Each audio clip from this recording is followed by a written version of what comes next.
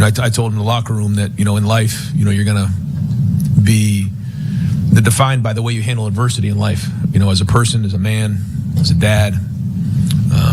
And so, to see the way that they responded in this game, you can tell from the jump that they had a look in their eye that they were going to go win this game. And I thought they played that way. So, man. To say Ryan Day was probably coaching for his life is probably an understatement. But man, he had Ohio State humming. When I say he probably welcomed everybody to the Jeremiah Smith Show, welcome to the Jeremiah Smith Show. He showed out. Not only that, your boy Will Howard played great, as well as Travion Henderson. These boys just outclassed Tennessee, man. This was not a matchup. They came out instantly 21-0 on these boys in the first quarter, and the game was basically over. I mean, Tennessee came back, brought it back to 21-10 to go to halftime, but to come out of half, man, they came out receiving the ball from half, didn't do a thing, and man, was it over from there when they went up 28-10. You couldn't say anything else.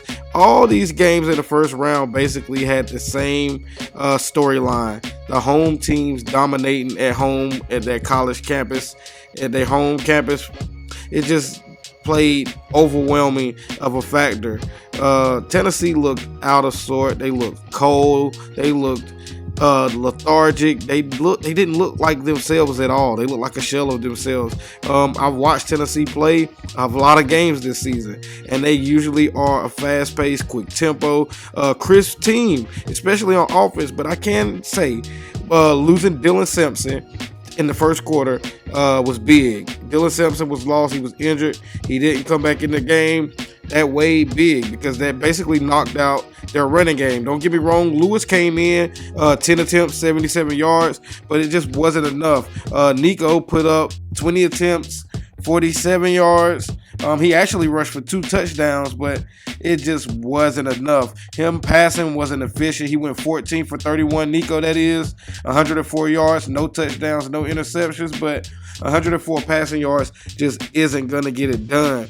On the other hand, Ohio State, man, they balled out. Ryan Day had these boys playing like it was their jobs was on the line, not just his, but like theirs was as well, because these boys came out playing. Like I said, Jeremiah Smith went off, man.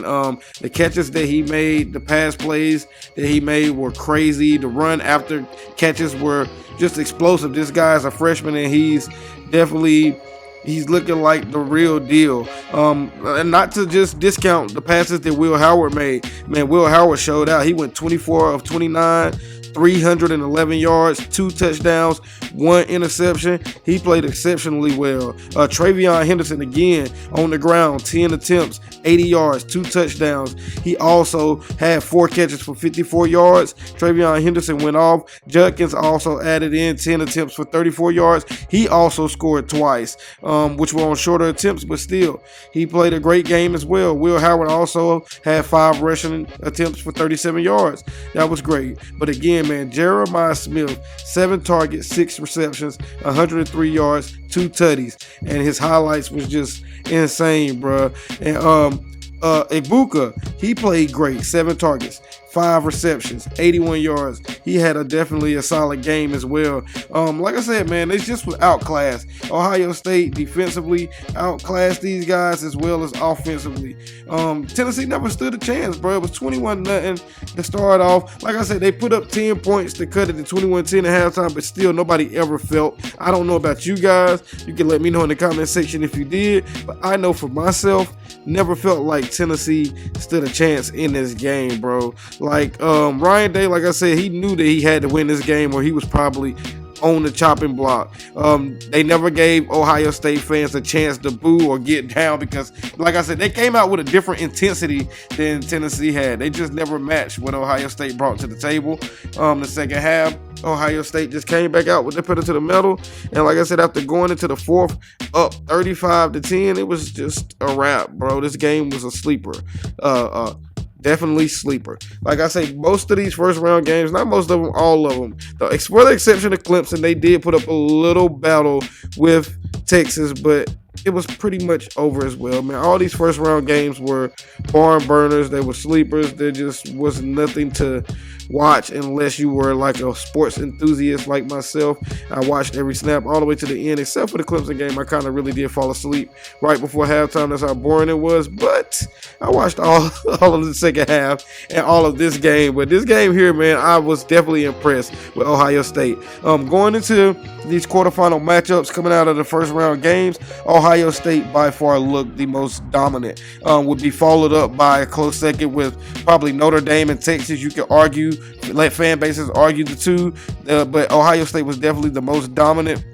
And again, Penn State looked good as well, but we feel like they had a inferior opponent with SMU. They really didn't put up a fight. So we'll get to see against Boise State, in which we really don't know if we're really getting to see against Boise State, being that there probably may turn out to be an inferior opponent. Well, at least Penn State's fan base is hoping that.